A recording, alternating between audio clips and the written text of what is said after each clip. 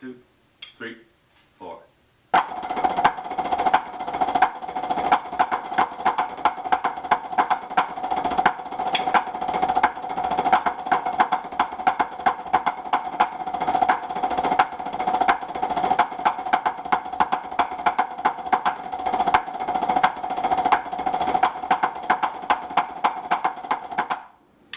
Hi, welcome again to Rudimental Chop Shop. I'm Scott Jameson, this is Danny Wells, and we are very fortunate today to have a guest artist with us from Holland.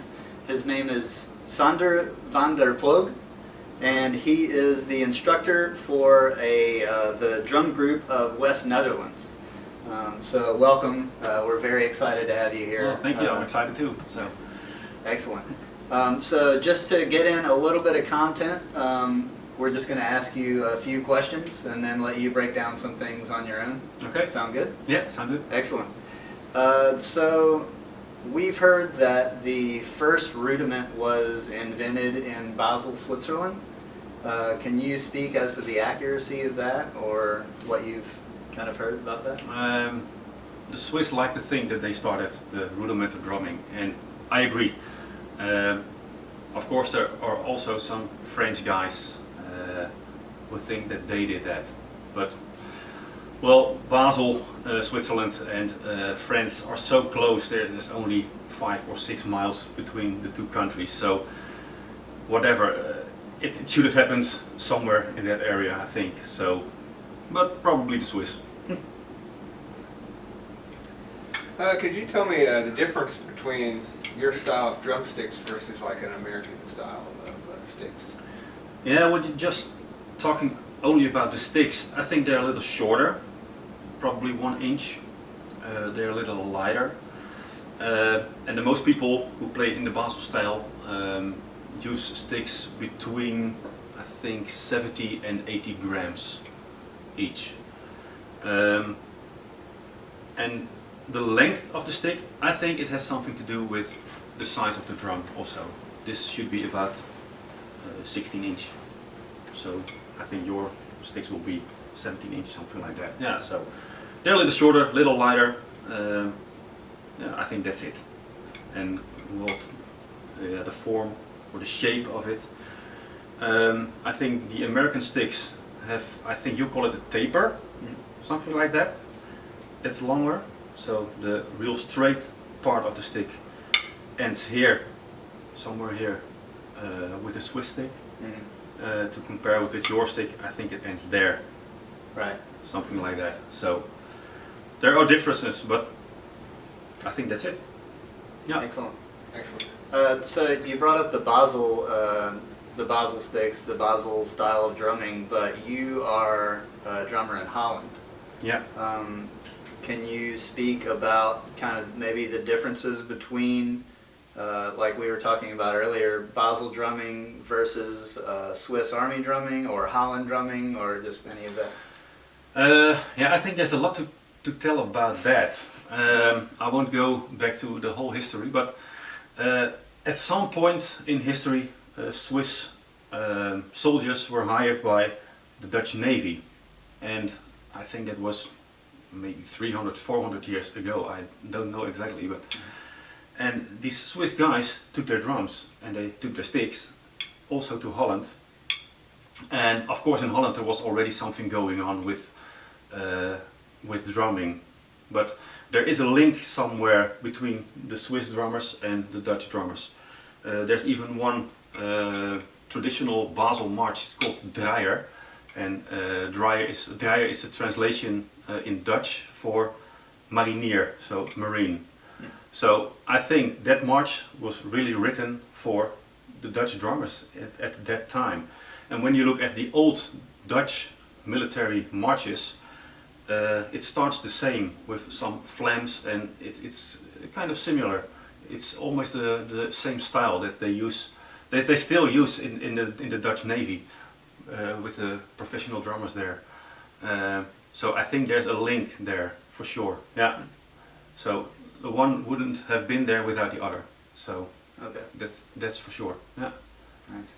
And I think that's how you got the drums here also in the States. Yeah. And the rudiments for sure. Yeah.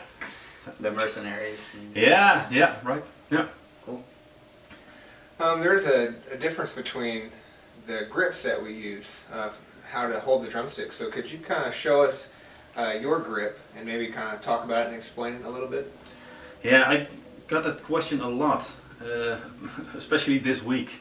Why do I play like this? Especially the right hand is totally different from the style that you're playing. Left is not so different. It's quite the same. Maybe the pinky or the, how do you call this? The Pointer, pointer, index finger, right? So, but I think basically it's quite the same. The right hand is different. It's all the fingers around it. You don't have to squeeze it anymore. I think back in the days it was that way, that they really squeezed in their stick, but that isn't anymore. So it's a little bit more loose nowadays. I've been asked, why is this? I really don't know the real reason. Someone told me it's because the cold in Switzerland, in the Alps, for example, and then this could hold your hands a little warmer. Probably, well, I don't know if it makes sense, but it could have been something like that. So, I think it just, there was 1 or 2 or 3 guys just did this for whatever reason, and it always stayed that way. So, Very interesting. Thank you. you're welcome. So in terms of how your music is written and how most, I guess you could say most American rudimental drumming is written, can you speak as to the difference of the notation styles from what you've seen? Yes, as we, when we're talking about how it's written right now, well, in the American style, it's in one line with the R's and the L's under it. The Swiss did it in another way. They have one line, and the note on top of the line is with the right hand, the note under the line is with the left hand. So no mistake there. So when we, in Holland, we also read the same notation as you do here, except for the R's and the L's. We don't have that. If you're left-handed in Holland, well, if your instructor is okay with it, you just start every roll on left. If you're right-handed, most people are, of course, you just start on the right hand. So if you have a drum line in Holland, it is possible that if it's a drum line for of 6, that 5 of them play right-handed and there's just one playing left-handed.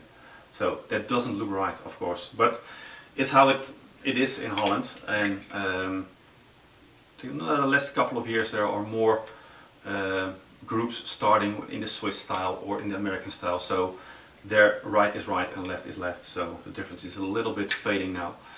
So well, I think that's it. Awesome.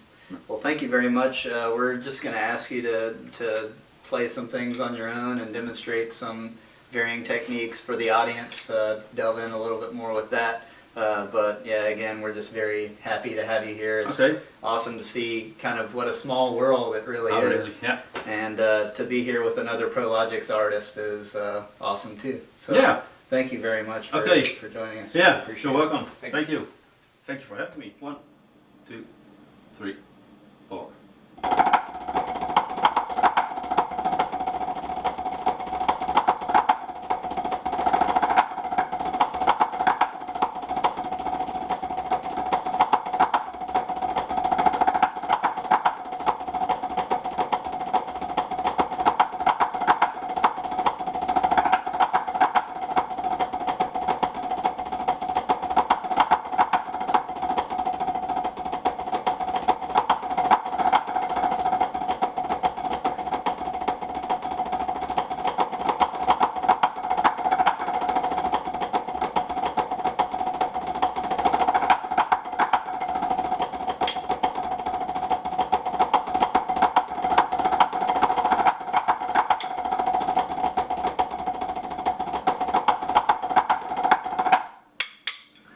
Yeah.